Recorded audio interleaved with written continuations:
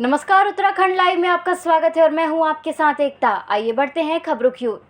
बाजपुर में भारतीय किसान यूनियन के राष्ट्रीय प्रवक्ता राकेश टिकैत ने किसान आंदोलन के दौरान किसानों पर दर्ज हुए मुकदमे वापस नहीं होने पर नाराजगी व्यक्त की और मुकदमे वापस नहीं होने पर एक बड़े आंदोलन की बात कही।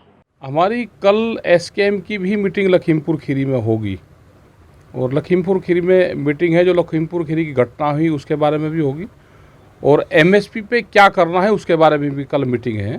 तो हम कल उसमें डिसाइड करेंगे कि उसमें नाम देने या भी नहीं देने। अभी सरकार को जो चिट्ठी लिखी उसका जवाब वो कब तक देगी, तो ये सारी चीज़ें कल तय होगी लखीमपुर में।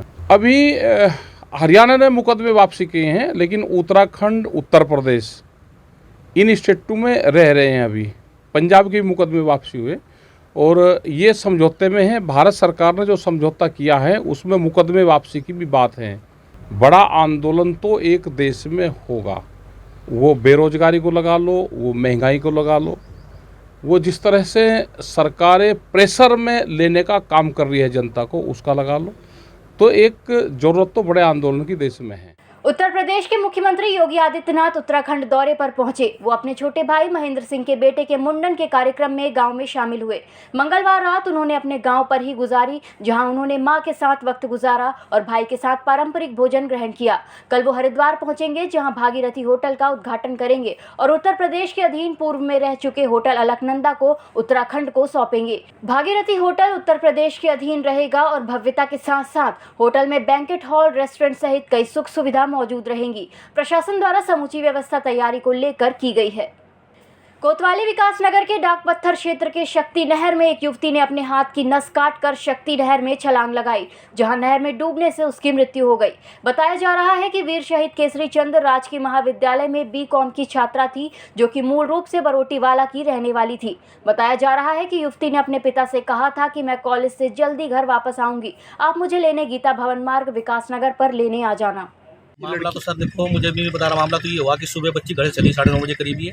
इसने मुझे बोला कि पापा जी आप मुझे गीता भवन पे 1 बजे लेने के लिए आ जाइए, छुट्टी मेरे 1:15 बजे करूँ। मैं ठीक है पापा जी, मैं लेने आ जाऊँगा आपको, ठीक है। उसके बाद सर मुझे तो 10 साढ़े 10 बजे पौंडी भाई ने फोन करा कि ऐसे लड़की कहाँ गई थी? लड़की डाकपत्थर कॉलेज। अच्छा, वहाँ पढ़ती थी? जी वहाँ पढ़ती सर, बीकॉम फर्स्ट ईयर की होती। अच्छा, आपको क्या कहा था लड़की ने? मैं कि 1 बजे से मुझे लेने आ जाइए पापा जी, 1:15 बजे ना यहाँ पे विकास गीता भवन को करती थी ना, ये वैसे मैं लेकर चल जाता था। अच्छा, फिर क्या सूचना मिली आपको? सूचना मुझे पौंडी भाई ने मिली कि उनका एक्सीडेंट हो गया। जब मैं हॉस्पिटल में पहुंचा तो डेथ थी। तब सर मैंने इसकी हाथ की नस कटी हुई देखी, तो सर इसे डुबो के मारा गया। पहले की नस काटेगी तो इसे डुबो के मारा गया। सुबह 10 बजे करीब ये सूचना मिली थी कि वहाँ पे शक्ति नहर के पास जो है एक लड़की जो है उसमें डूबी हुई है। उसको जब बाहर निकाला तो हम उसको जो है तुरंत ही यहाँ पे सीएससी अस्पताल में लेके आए थे। सीएससी अस्पताल वालों ने, डॉक्टर ने बता दिया कि वो मृत है। उसके बाद जब उसमें देखा तो उसके हाथ की जो नस कटी हुई थी, मौका मुआयना भी वहाँ पे किया गया तो वहाँ से ब्लेड और खून के धब्बे थे जहाँ पे वो नहर के आसपास।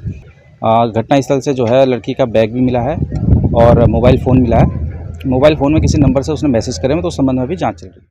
बेखौफ शराब तस्करों के हौसले इस कदर बुलंद होते जा रहे हैं कि वो ग्रामीणों के धमकी के साथ अब हमलावर होते जा रहे हैं।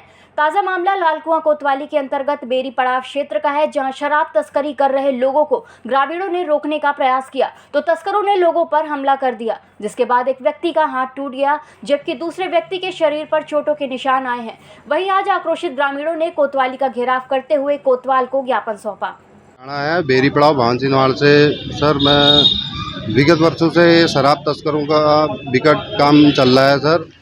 अगर हम इस पर विरोध करते हैं तो आए दिन ये गुंडा मारते हैं। इनके खिलाफ दर्जनों मुकदमे यहाँ दर्ज होंगे, आप देख सकते हैं। मैंने इसका विरोध किया, मेरे पड़ोसी को ये मार रहे थे तो मैं उसे छुड़ा के यहाँ उसकी एफआईआर लिखवाने आया, तो इन लोगों ने मुझे घेर के 5 लोगों को इतनी बुरी तरह मारा। मेरा हाथ टूटा हुआ है, मेरे भाई का एक का कंधा। स्थानीय लोग हैं इसमें 5-6 लोगों द्वारा कल परसों की जो घटना है उसमें एक व्यक्ति के ऊपर हमला किया गया तथा उसका हाथ टूट गया था। इस संबंध में एफआईआर हमने तुरंत दर्ज कर ली गई थी तथा आज ये मांग लेकर आए हैं कि ये जो है अभी भी धमकाने की कोशिश कर रहा है क्षेत्र में।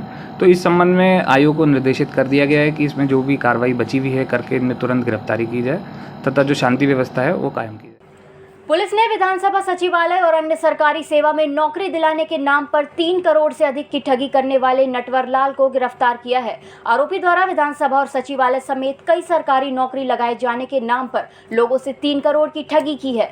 एसपी सिटी ने जानकारी देते हुए बताया कि आरोपी का नाम रितेश पांडे है, जो कि लंबे समय से लोगों से विधानसभा, सचिवालय और अन्य सरकारी सेवाओं में नौकरी लगाने के नाम पर ठगी कर रहा था, जिसके खिलाफ नैनीताल और उधम सिंह नगर जिले में कई मुकदमे दर्ज हैं। 25 अप्रैल को मुखानी थाने में एक अभियोग पंजीकृत किया गया था 420 का रितेश पांडे के विरुद्ध, जिसमें वादी नवीन चंद जोशी हैं। तो इसकी इन्वेस्टिगेशन के सापेक्ष इसने बताया था कि 4.5 लाख रुपए इसने ऑनलाइन मेरे से लिए हैं और सरकारी नौकरी सचिवालय और विधानसभा में सरकारी नौकरी के नाम पर लिए हैं। जो रितेश पांडे है, इसके विरुद्ध कोतवाली रामनगर में भी और कोतवाली बल्लीताल में भी अभियोग पंजीकृत किए गए हैं 420 के।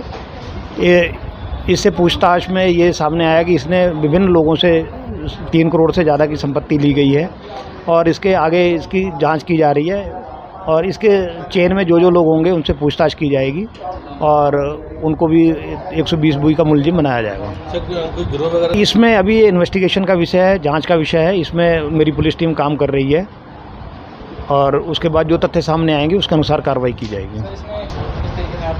आपके हाथ में जांच के तरफ से न्याय मिलेगा? नहीं, बिल्कुल सबको न्याय मिलेगा और ये FFU को जो उनकी एप्लीकेशन है उसको फॉरवर्ड कर दिया गया था। FFU की जो जांच के बाद इसके खिलाफ मुकदमा कायम किया गया। वैष्णो माता हेलीकॉप्टर सर्विस के माध्यम से कई सारे अपराध ऑनलाइन हो रहे हैं, जिसमें कई मासूम लोग इस ठगी का शिकार हो रहे हैं। अभी तक कई सारे लोगों ने ऑनलाइन हेली सर्विस बुक की, लेकिन उनके साथ साइबर अपराध हो गया। ना ही उनकी बुकिंग हो पाई और ना ही उन्हें पैसे वापस मिल पाए। तो वहीं DSP अंकुश मिश्रा ने बताया कि आज के समय साइबर अपराध बढ़ता जा रहा है, जिससे हमें सतर्क रहने की बहुत ज़रूरत है।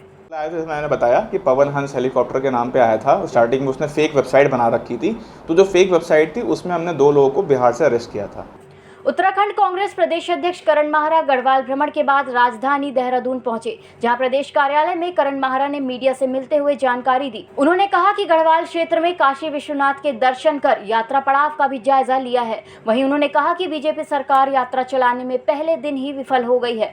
माहरा ने कहा कि पहले दिन ही 3 महिलाओं की मौत ये बताती है कि सरकार यात्रा व्यवस्था को बनाने में असफल रही है। साथ ही उन्होंने कहा कि यात्रा पड़ाव पर पियाव की भी व्यवस्था नहीं की गई है।